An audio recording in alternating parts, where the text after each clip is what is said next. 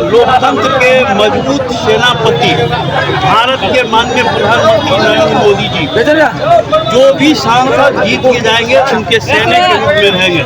दरभंगा का जनता, मिथिलांचल का जनता, इस संसदीय क्षेत्र के जो भी उम्मीदवार हैं वो नरेंद्र मोदी के सेना के रूप में और नरेंद्र मोदी को सेनापति के रूप में देख रहे हैं। सेना मतलब सेनापति, तो इस गजर से स्वाभिमान की लड़ाई। आप लोकतंत्र के चौथे स्तंभ हैं। माननीय पत्रकार बंधु, थोड़ा सा धैर्य से सुनिएगा क्योंकि आप लोगों का बात बहुत बहुमूल्य समय रहता है, समय के अभाव रहते हैं, आप लोगों से लेना होगा। मेरा ये कहना है जो माननीय नरेंद्र मोदी जी अभी विश्व के लीडर के रूप में आ गए हैं, पूरे विश्व उनके नज़र पर रखा हुआ है। इस देश के 75 वर्ष के आज़ादी में जवाहरलाल नेहरू के प्रधानमंत्री के समय से लेके इंदिरा गांधी, राजीव गांधी, लाल बहादुर शास्त्री से लेके नरसिंह राव से लेके अटल बिहारी वाजपेयी जी से लेके अभी वर्तमान प्रधानमंत्री नरेंद्र मोदी जो 10 वर्षों की प्रधानमंत्री भारत के हैं, जो इतिहास में कोई नहीं कर गया।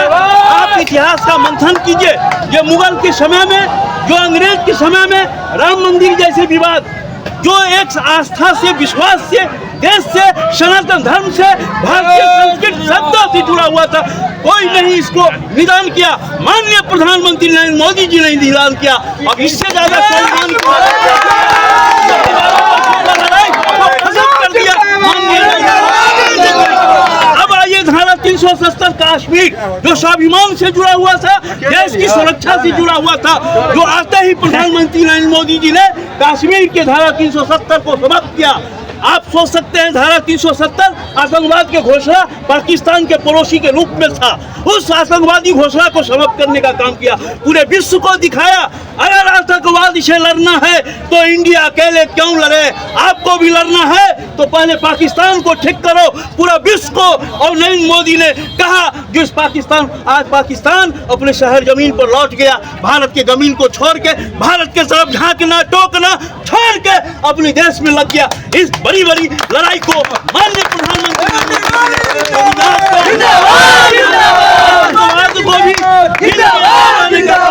और पूरे विश्व को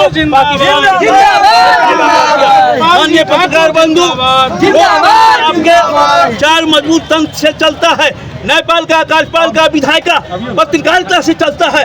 सदियों से विद्वान कभी तलवार नहीं उठाया, विद्वान कभी कलम से ही दिनकर जैसे हिमालय, अंग्रेज जैसे अत्याचारियों को दर्शाया और ललकारा अपनी कविता से।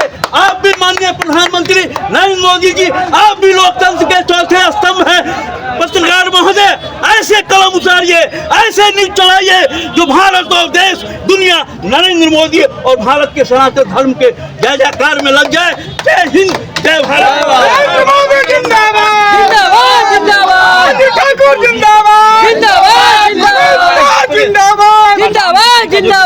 लगातार आरोप लगाता है उन पर कि महंगाई है, बेरोजगारी है, तो आप इसको कैसे देखते हैं? महंगाई, बेरोजगारी पर कि विपक्ष का वोट पड़ने जा रहा है, विपक्ष बदलाव चाह रहा है, तो आपका क्वेश्चन पत्रकार महोदय सही है। कभी कभी देश में बेरोजगारी, मजदूरी, किसान के हित की भी बात होनी चाहिए, लेकिन ये 10 वर्षों में जो हजारों वर्षों की स्वाभिमान की लड़ाई था वो माननीय नरेंद्र मोदी जी ने ही लड़ने का काम किया। तो स्वाभिमान, अब रोजगार और बेरोजगार, किसान मजदूर की भी लड़ाई माननीय नरेंद्र मोदी पर पूरे आस्था और विश्वास के साथ है। जो अगर किसी ने अशोक पेपर मिल, रैयम शक्ति लोहा चीनी मिल को बंद, भारत के देवतुल्य प्रधानमंत्री जो अभी विश्व गुरु की ओर भारत को ले जा रहे हैं, उनको सुनने के लिए हम लोग आए हैं। और उनके आने से माननीय गोपाल जी ठाकुर पिछले बार जो 3.25 लाख से चुनाव जीते थे, इस बार उसको पार कर जाएंगे और 4 लाख से चुनाव जीतेंगे।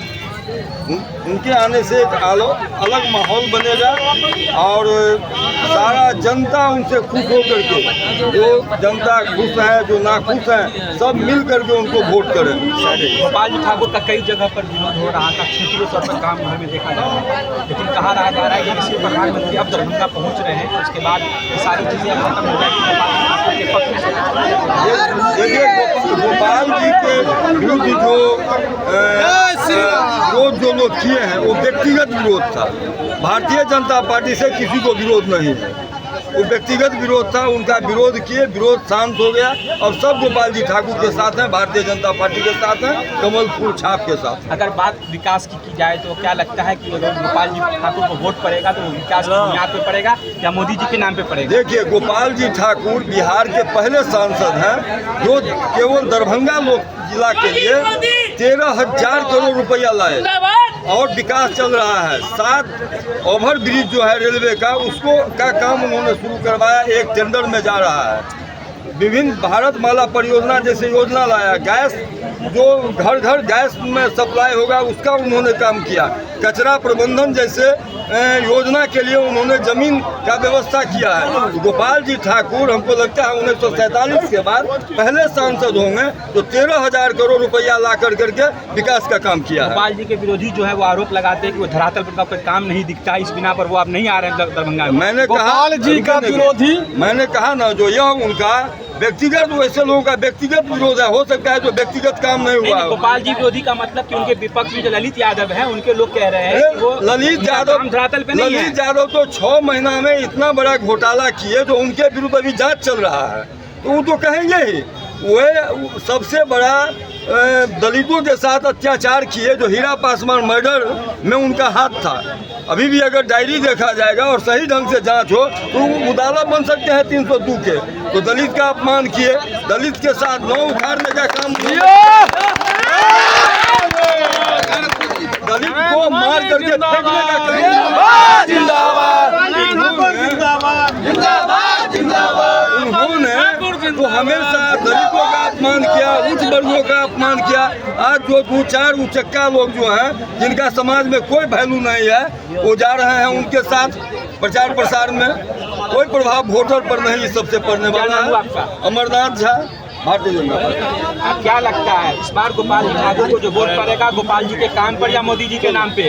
गोपाल जी का अपना व्यक्तिगत जो विकास किए हुए हैं, इस साल 2 साल कोरोना काल में इनका जो बीता है, उसके बावजूद भी इस जिला के लिए जो गोपाल जी ठाकुर जी ने जो काम किया है वो दरभंगा के लिए बहुत सराहनीय काम है। आज तक के इतिहास में 1947 के बाद किसी ने नहीं किया जो गोपाल जी ठाकुर ने काम किया।